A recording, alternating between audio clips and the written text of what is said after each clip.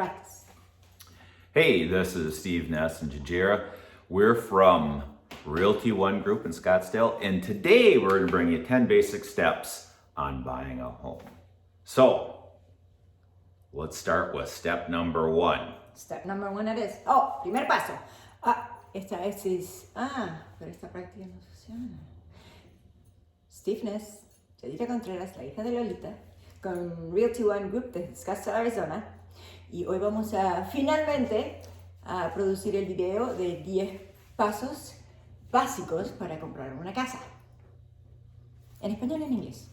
That's what she said. Well, step number 1 is determining your readiness. Are you ready to buy? Are you financially set up? El primer paso es determinar si estás en buena disposición para comprar una casa.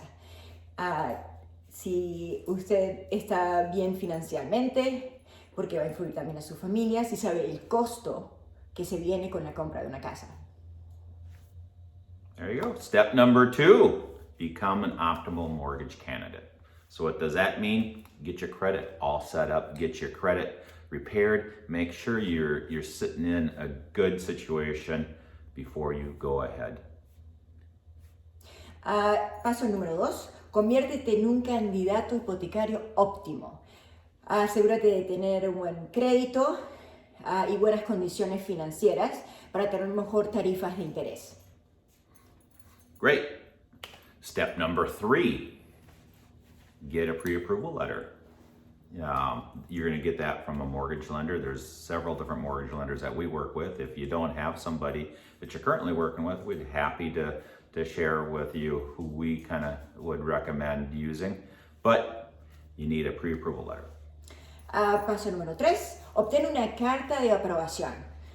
Un oficial de préstamo revisa tus finanzas y tu informe de crédito y así determina el monto específico del préstamo que puedes obtener. Si no tienes a alguien que te ayude, nosotros te podemos igual guiar a un agente financiero para que te ayude. There you go. Step number 4, determine your budget. Even though that you might have a pre-approval letter for, let's say, $500,000, but your budget's more in that $400,000 to $300,000, determining on, things like if you're going to have an HOA fee or not. Those are the things. You want to be something that's going to be comfortable. You don't want to be house poor. So determine your budget that's going to work for you. Número 4, determina tu propio presupuesto. Sí, el banco te va a dar una carta con la aprobación del préstamo estimado que ellos te pueden dar. Ahora, ¿cuánto puedes gastar realmente? Eso es una decisión personal. Tú no necesitas verte apretado o ajustado con tus números al final del día. Step number 5. Hey, select a real estate agent. Select an agent that you want to work with. Somebody that you're going to get along with. Somebody that you're going to spend a little bit of time with. Probably it could be a couple weeks, it could be a couple months. But make sure that somebody that's compatible and then somebody that you're going to want to be around. Because it's a stressful time in your life and you want to be working with somebody that you're going to be relaxed around and speaks your language. Paso número 5, busca un agente inmobiliario. Un agente de bienes raíces con el que te sientas cómodo. Él te ayudará a conseguir la casa de tus sueños y seguro va a facilitar el proceso de negociación y el proceso de cierre. Necesitas alguien con quien te sientas cómodo porque podría convertirse en un proceso un poco estresante. Number 6, selecting the property. Selecting the property is the fun part. This is where it gets exciting. You're out looking for properties, you're viewing them. Sometimes you start out looking online, especially in today's market when everything's kind of COVID. There's not a lot out there for listings right now. So you're going to hunt a lot online, and then you're going to actually contact your real estate agent and say, hey, there's about 6 of these houses I want to go look at. So selecting your project's number 6. El número 6 sería seleccionar una propiedad. Un agente te puede ayudar a programar visitas a casas que cubren tus necesidades y tus preferencias. Esa es la parte divertida de todo esto. Puedes igual buscar en el internet y hacer tu propia investigación y después también decirle a la gente, hey, a la gente que viste una casa que te interesa y ir a visitarla con él igual. 7. Number 7. Hey, this is where it gets real exciting. You make an offer. Now, in today's market, list prices are out there, and a lot of the stuff selling actually over list price. So that's why you're going to have the agent help you out, try to figure out the best and strongest offer that you want to go into without overpaying for that property. So the next step is making an offer, and it is critical. Paso número 7 sería hacer una oferta, presentar una oferta por la casa que tienes. Y entonces esto es un paso crítico, porque recuerda que el precio no es el único factor. También se pueden hacer arreglos y negociar sobre ese precio.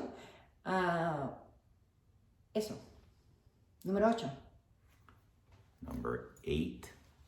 My fingers this way. Number 8. Hey, that is inspect the home. So after the purchase agreement's been accepted on all parties, now it's time for an inspection.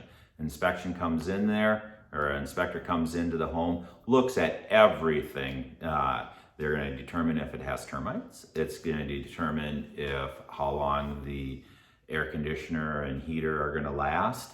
They're going to look at the roof. They're going to look at the plumbing. They're going to look at everything. And if there's something wrong with the house, then there's a little bit of time in there that you can renegotiate for some of those minor fixes that might be needed on that particular home. El número 8 es inspeccionar la casa. Después de que una oferta ha sido aceptada, se recomienda una inspección detallada de la casa. Aire acondicionado, la fundación de la casa, y es un momento para buscar razones por las cuales no quieras aceptar esa casa y quieras continuar con la búsqueda de buscar otra casa. Pero es un tiempo donde verificas, inspeccionas de que esta casa está en las condiciones que necesitas para que sea tu nuevo hogar. Number 9. 9. Okay, so that's now everything is signed, the purchase agreement, everything's agreed upon, and everything's done. We're almost getting to the end of the transaction. This is the time that you're gonna take a deep breath. You're gonna start planning on how you're gonna plan on moving into the home. You're gonna start packing, you're gonna start getting everything ready for that closing date. El número 9 sería la firma del acuerdo de compra. Es en realidad un resumen de las instrucciones específicas para la transacción. Ya comienza la transacción y la preparación para mudarte a tu nuevo hogar. Number 10. The day's finally here. You actually close on the house. You do all the final signing at the title company, and you get the keys to the home once the house is recorded at the county here in Arizona.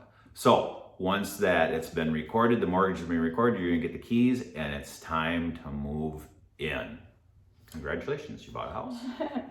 Número 10 es cerrar la transacción.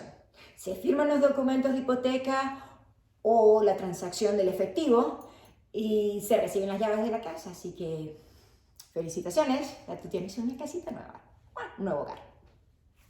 So, as simple as that. I hope you guys like our videos, subscribe, and if you want any of our information, it's down below. Adiós. Toodaloo. No.